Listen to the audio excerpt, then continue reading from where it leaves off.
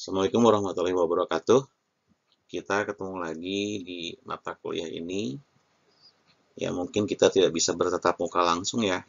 Saya dan Pak Fedri akan coba membuat video pembelajaran sebagai tambahan wawasan Anda dalam mempelajari mata kuliah statistika sosial ini. Bahasan kita kali ini kita akan membahas tentang ukuran dispersi. Ya, dispersi itu bahasa kitanya adalah simpangan atau menyimpang dari yang seharusnya gitu ya. Kita akan coba lihat menggunakan bahasa yang lebih gampang lah, yang seperti itu ya. Kita akan coba. Oke, kita langsung saja. Kalau di sebelumnya kita sudah membahas tentang bagaimana cara menghitung rata-rata, bagaimana cara menghitung nilai tengah, bagaimana cara kita menghitung data yang paling sering muncul gitu ya. Saat ini kita akan mencoba membahas terkait dengan ukuran variasi. Nah, macam-macam sih, ada yang bicara bahwa ukuran variasi itu sama dengan ukuran dispersi, atau identical juga dengan ukuran penyebaran atau ukuran sebaran. Ada juga yang bilang ukuran penyimpangan atau ukuran simpangan, gitu ya. Namun, inti dari pemahaman ini adalah kalau kita definisikan ukuran dispersi merupakan bagaimana besarnya sebaran data atau seberapa besar penyebaran atau penyimpangan nilai-nilai data dari nilai rata-rata hitungnya. Ya. Yang kedua, ukuran dispersi merupakan nilai yang menunjukkan variasi data atau bagaimana data tadi bervariasi di dalam kelompok data tersebut. Terhadap apa? Tentunya terhadap nilai rata-ratanya. Ya. Jadi kalau kita simpulkan, semakin besar nilai variasi suatu data, tentunya akan semakin bervariasi pula data tersebut atau data yang kita kumpulkan. Atau dengan kata lain, bersifat heterogen. Ya. Kenapa sih penting gitu ya? Kita harus tahu ukuran variasi. Berandai-andai kalau kita menghitung hanya rata-ratanya, disebutkan di sini bahwa rata-rata itu hanya menekankan pada pusat data atau sentral datanya. Ya, tidak memberikan informasi lain tentang bagaimana data tadi tersebar.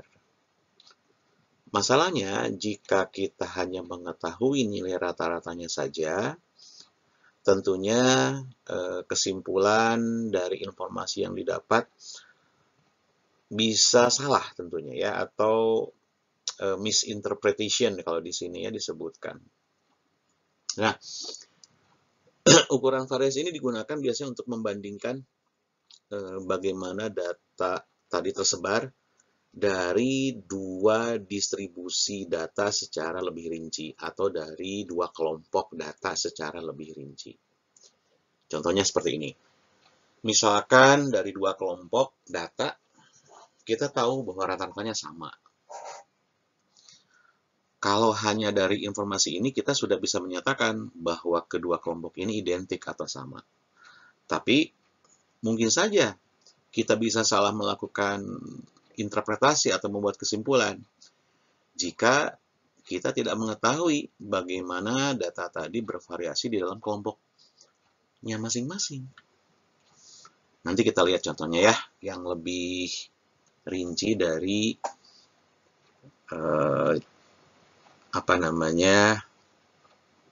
ukuran variasi ini ya. Nah, selanjutnya kalau kita simpulkan lagi, tentunya dengan mengetahui ukuran variasi, kita dapat nih informasi tambahan. Tentang apa? Salah satunya tentang penyimpangan data yang terjadi pada suatu distribusi data.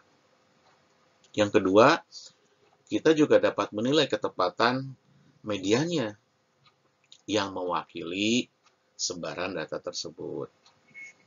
Selanjutnya, ukuran variasi juga dapat digunakan sebagai landasan atau dasar untuk melakukan analisis melalui perhitungan-perhitungan statistik yang lebih mendalam.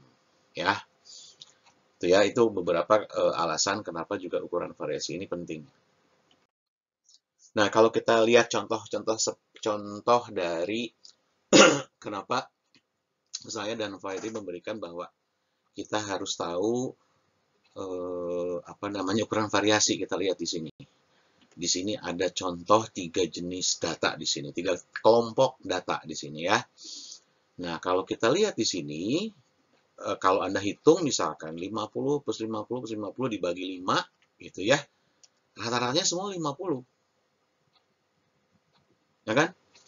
Baik untuk data yang pertama, kelompok data yang kedua, kelompok data yang ketiga, semuanya rata-ratanya 50 ya. Nah, ini contohnya seperti ini. Cuma kalau kita lihat, kalau yang kelompok satu kan semuanya sama nih. Artinya apa? Dari kelima data tadi, rata-ratanya 50 setiap orang nilainya, gitu ya. Yang kedua, beda lagi. Meskipun rata-ratanya sama, gitu ya, tapi datanya tidak mengarah ke pusat. Masih ada yang 30, ada yang 70, macam-macam. Yang ketiga malah lebih parah lagi di sini. Anda lihat rata-ratanya 50, tapi nilainya ada yang rendah 10, ada juga yang 100. Gitu ya, jadi akan lebih heterogen dibandingkan dengan yang B. Apalagi dibandingkan dengan yang A. Itu contoh-contoh dasarnya seperti itu. Kita masih menggunakan data yang tadi ya. Datanya masih sama, ada 5 kelompok data, cuma dalam bentuk grafik. Tentunya dengan gambar grafik ini Anda akan lebih mudah memahami bagaimana satu data tadi tersebar. Di kelompok A semuanya sama, 50, 50, 50 rata garisnya. Kelompok B ada yang naik turun, dan kelompok C yang ekstrim, gitu ya. Anda bisa lihat. Ini juga lebih parah lagi. Kita data yang sama. Data yang sama, cuma tampilan grafiknya yang berbeda. Ini yang kelompok A, ini yang kelompok B, kemudian ini yang kelompok C. Lihat sama Anda, ini sampai ke bawah seperti ini ya ininya. Turun ke bawah, sangat berbeda, sangat jauh dengan yang kelompok-kelompok lainnya ya. Selanjutnya kita lihat contoh ilustrasi dari kelas-kelas berikut ini. Katakanlah ada dua kelas A dan kelas B. Ada 6 orang siswa gitu ya, dicari rata-ratanya untuk nilai mata kuliah tertentu atau kemampuan pada mata kuliah tertentu. Jika dilihat rata-ratanya semuanya sama 70. Lalu apakah kita bisa menyimpulkan apakah rata-rata nilai untuk kelas A dan B itu sama atau tidak? Nah, kita lihat. Disinilah pentingnya yang namanya ukuran variasi. Kalau kita perhatikan di sini, Anda bisa melihat bahwa untuk kelas A, semuanya relatif menuju ke rata-rata nilai 70. Artinya sentral ke 70 atau terpusat ke 70. Maksudnya jaraknya lebih dekat dibandingkan dengan yang kelas B. Ya. Artinya apa? Inilah salah satu isu yang bisa digambarkan dengan ukuran variasi. Untuk kelas A, tentunya kita bisa melihat atau bisa menyimpulkan, ya rata-ratanya 70 semuanya juga mendekati kemampuan yang sama. Lain halnya dengan kelas B. Artinya cenderung untuk kelas A itu bersifat homogen dan kelas B cenderung lebih bersifat heterogen. Kesimpulannya, Kesimpulan lain tentunya yang bisa diambil dari grafik tadi adalah yang kalau kelas A kemampuannya hampir seimbang. Beda dengan kelas B. Berandai-andai syarat lulus minimumnya 60, Anda bayangkan kelas B hanya setengahnya yang bisa lulus. Jadi, dari dua kelompok atau rangkaian data tersebut, meskipun nilai rata-ratanya sama atau nilai min-nya sama, belum tentu karakteristiknya sama atau belum tentu kemampuannya sama. Karena apa? Karena besarnya simpangan nilai data dari nilai rata-ratanya untuk setiap kelas tadi bisa berbeda. Itu ya kesimpulannya. Selanjutnya, dari tabel, dari rumus. Nah, sekarang ini kita bicara tentang bagaimana data tadi tersebar.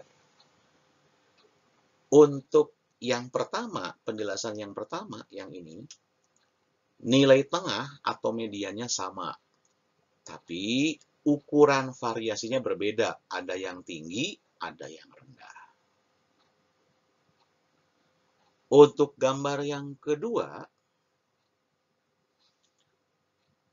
nilai mediannya berbeda. Begitu pula dengan variasinya. Ya, bisa dilihat di gambar seperti ini.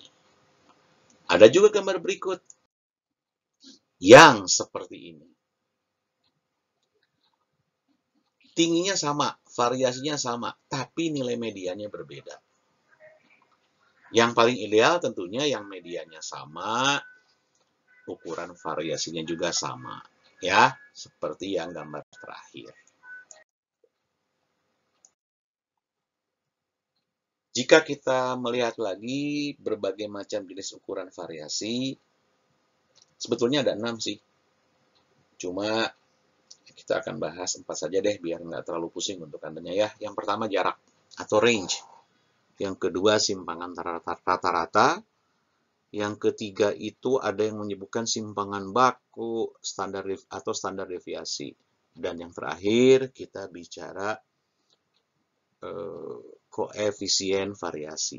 Nah, kita lihat fungsi-fungsi dari setiap ukuran variasi ini untuk apa sebetulnya ada pada slide. Yang pertama rentang atau range. Ini merupakan ukuran simpangan yang paling simpel, paling sederhana. Pernah juga Anda membuat untuk menghitung distribusi untuk membuat distribusi frekuensi data terbesar kurangi data terkecil. Nah, seperti itu ya, disusun setelah data tadi diurutkan. Tapi kalau ini contohnya gampang.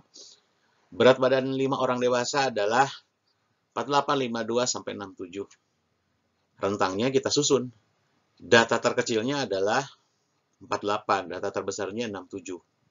Jadi rentangnya 67 dikurangi 48. Jadi selisih dari kelima berat badan 5 orang dewasa ini adalah 17 kilo. Begitu. Jadi kalau kita bicara rentang ya seperti ini, nggak terlalu susah. Ini juga contoh lain dari bagaimana kita menentukan atau menggambarkan satu urutan data, array data. Dari data terendah sampai data yang tertinggi. Nah, ini kita bicara tentang data yang ungrouped date atau data tidak berkelompok. Rumusnya sama, nilai tertinggi dikurangi nilai terendah. Contohnya Anda bisa lihat di sini, data tertingginya 190, data terendahnya 160. Kesimpulannya adalah, artinya adalah rentangnya 190 dikurangi 160. Berikut ilustrasi lain dari ukuran variasi. Di sini ada distribusi pertumbuhan penduduk, ada 2 kelompok. Diukur dari berat badannya lah, katakanlah seperti itu. Range-nya ketahuan sama-sama 30. Nah, Anda lihat di sini. Kan untuk yang pertama 70 dikurangi 40, 30. Yang kedua juga sama 70, kurangi 40 sama dengan 30. Tapi Anda lihat, rata-ratanya untuk yang kelompok 1 58,2. Untuk yang kelompok 2 47,4. Silakan Anda buat kesimpulan dari tabel ini. Mana yang cenderung lebih homogen? Mana yang lebih heterogen? Dan kenapa? Silakan Anda jawab, kasih komennya nanti di dalam nggak tahu nih apa di YouTube atau di GCR. Anda silakan berikan komen ya. Selanjutnya kita lihat di sini ilustrasi lain dari ukuran variasi. Kalau ini tentang nilai ujian. Kalau Anda lihat di sini rata-ratanya sama dari 5 orang siswa, rata-ratanya 50, baik kelompok 1 maupun kelompok 2. Namun rentangnya itu berbeda. Untuk yang kelompok 1, range-nya atau rentangnya hanya 20. Sedangkan untuk yang kelompok 2, rentangnya 80. Menurut Anda nih, kira-kira yang lebih homogen, yang kepandaiannya rata-rata, yang mana di sini Anda lihat ya nanti.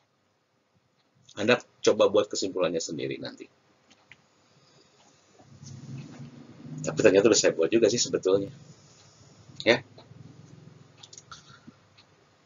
Kalau meskipun range dari kedua kelompok tadi berbeda, kelompok 1 mempunyai kepandaian yang relatif rata.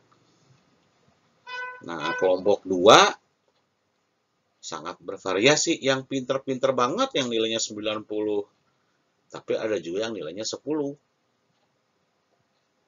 Mudah-mudahan kalau di kelas kita nggak ada yang seperti ini ya. Mendekatinya semuanya seperti yang minimal seperti kelompok 1 tapi nilainya bukan 50, 80 semua gitu ya.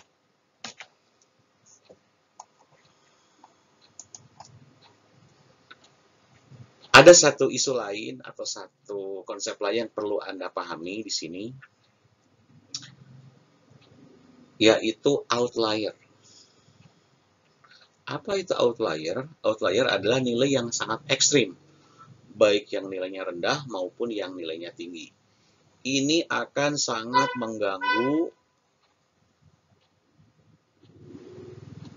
kesimpulan yang nantinya akan Anda buat. Harus dibagaimanankah outlier ini? Kalau datanya banyak, biasanya dibuang. Ya, maksudnya N-nya banyak. Tapi kalau sedikit ya bahaya juga. Atau mungkin Anda harus menghitung ulang nantinya.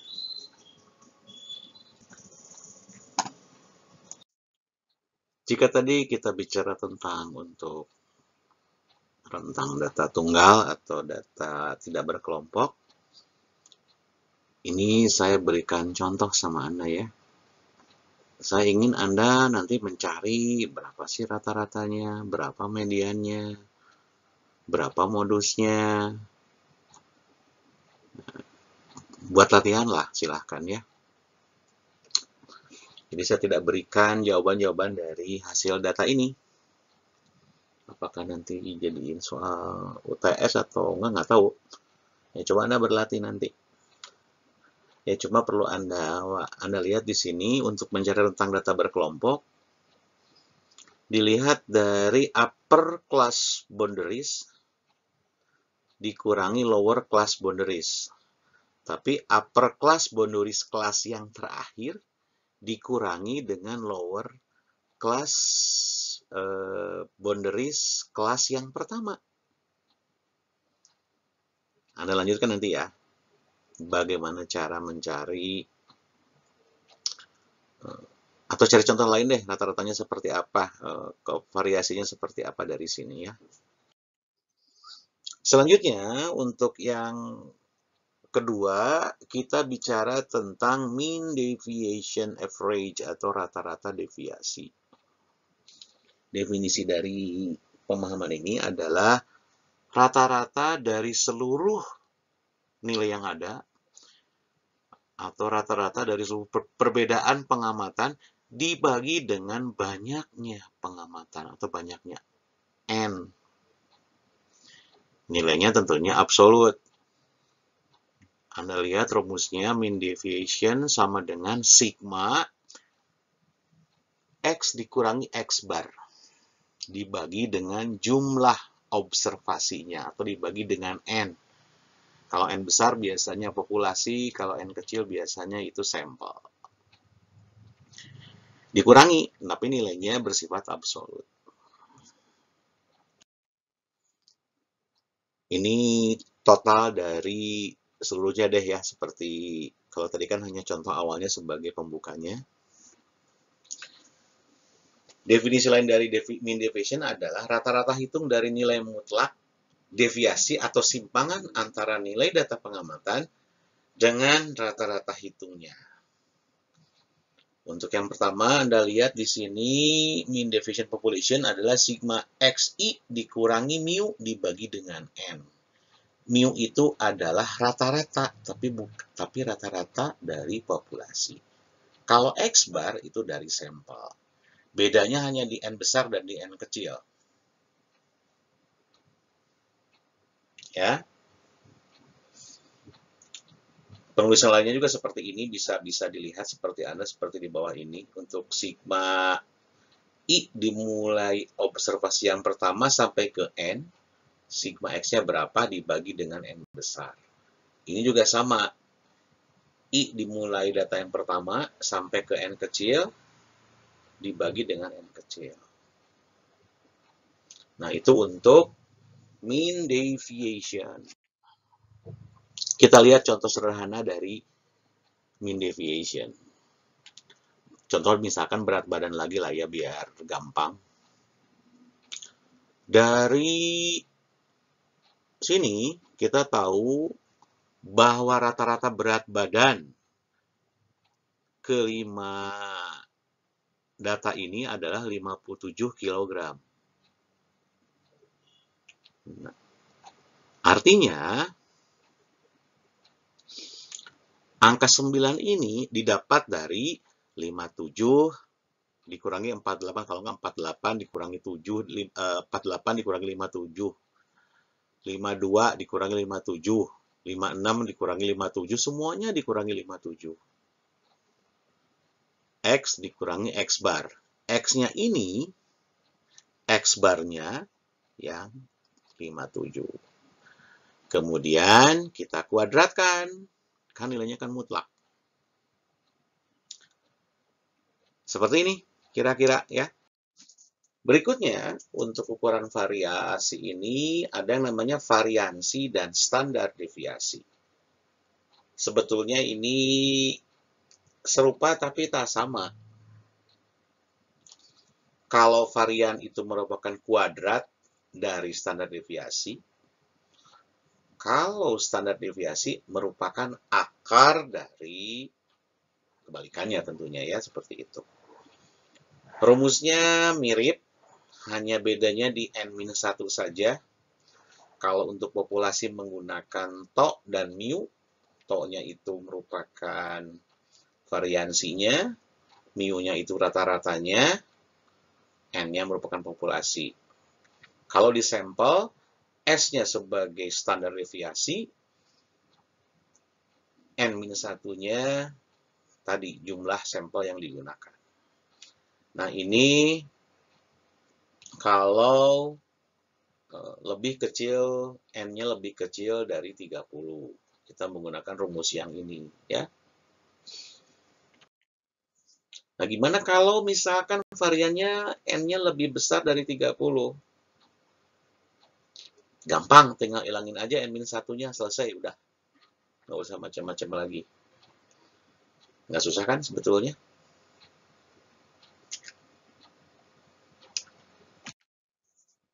Contohnya misalkan seperti ini. Tadi sudah ketahuan ya, mean deviation-nya itu 6.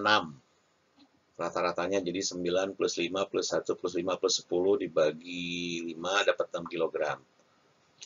Sekarang variannya berapa? Nah, tinggal mengkuadratkan. Tadi yang 9 kuadrat ditambah 25 ditambah 1 tambah 25 tambah 100. Kemudian karena didapat dari sampel, berarti N-nya N-1, artinya N-nya ada 5, dikurangi 1, dapatlah angka 58. Lalu standar deviasinya berapa? Ya tinggal diakarkan dari varian tadi. Akar 58 berapa?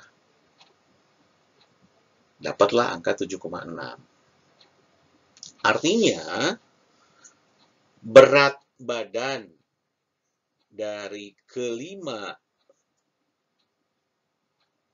responden atau sampel ini adalah 57 plus 7,6 dan 57 minus 7,6. Jadi ada di antara itu nilainya.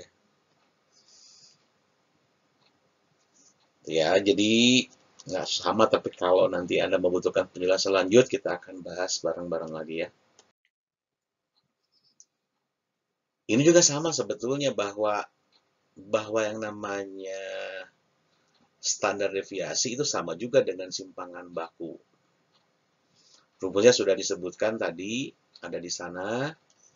Ini menggunakan contoh yang lain, menggunakan data 160, 162, 171, 182, 190. Cuma untuk data tidak berkelompok. Dapatlah penghitungannya seperti ini. Didapat standar deviasinya sebesar 12,88. Ya. Sama ya, kalau kita bicara tentang varian, kita tinggal mengkuadratkan nilai yang 12,88 tadi, dapatlah nilai seperti ini. Kalau untuk data berkelompok, ya rumusnya seperti ini.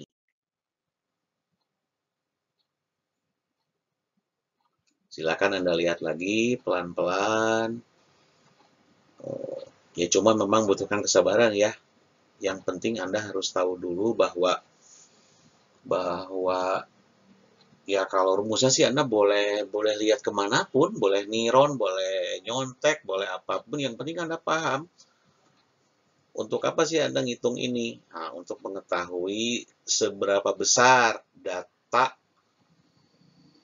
kelompok atau urutan data yang kita kumpulkan itu menyebar di antara kelompoknya. Itu sih sebetulnya yang ingin disampaikan sama saya sama Pak Ferry. Selanjutnya, ini sebetulnya bukan rumus, tapi kita ingin melihat satu bentuk sebaran data yang bisa terjadi dalam satu hasil penelitian atau salah satu pengumpulan data. Anda lihat untuk yang sebelah kiri, yang ini, ada modus, ada median, ada rata-rata. Artinya apa di sini? Modusnya besar, mediannya lebih kecil dari modus, modusnya lebih kecil dari median. Artinya condong ke arah kiri. Positive skew namanya.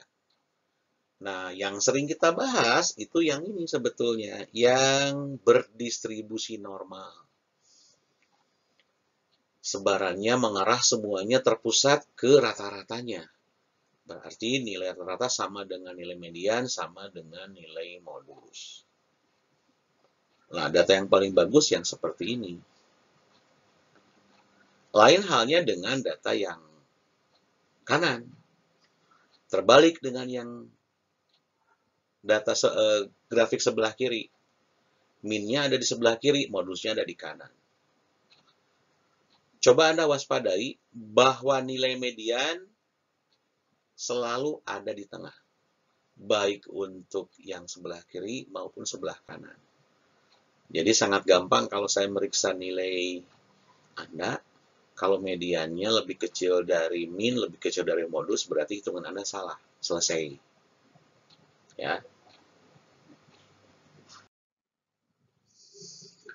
Jika tadi kita bicara tentang apa namanya posisi yang seperti ini, yang positif mana, yang negatif mana, atau bahasa sastranya squeeness, ya Anda nggak perlu tahu rumusnya sebetulnya, ya cuma tahu bentuknya seperti apa deh, silahkan. Akan seperti ini. Kalau keruncingan, artinya yang bawah atau kurtosis. Yang paling bagus sebetulnya kalau untuk nilai statistik adanya di leptokurtik, semuanya ada di tengah di sini nilainya. Jangan sampai yang di kurtik nilainya ada yang 10, nilainya ada yang 100. Atau yang ini, janganlah kalau yang ini ya. Saya berharap semua nilainya ada di leptokurtik. Clear ya? Itu yang bisa saya sampaikan, mudah-mudahan nanti kita bisa bahas lebih lanjut lagi, interaktif. Ya cuma untuk saat ini saya dan Pak Fadli baru bisa ngasih untuk video pembelajaran seperti ini dulu. Ada masukan, mudah-mudahan dari Anda nanti kita bisa lebih baik lagi ya. Terima kasih. Assalamualaikum warahmatullahi wabarakatuh. Ya, ini masih buku-buku yang bisa Anda baca. Silakan, yang paling gampang yang mana? Banyak sumber-sumber lain yang bisa memudahkan untuk belajar. Selamat belajar.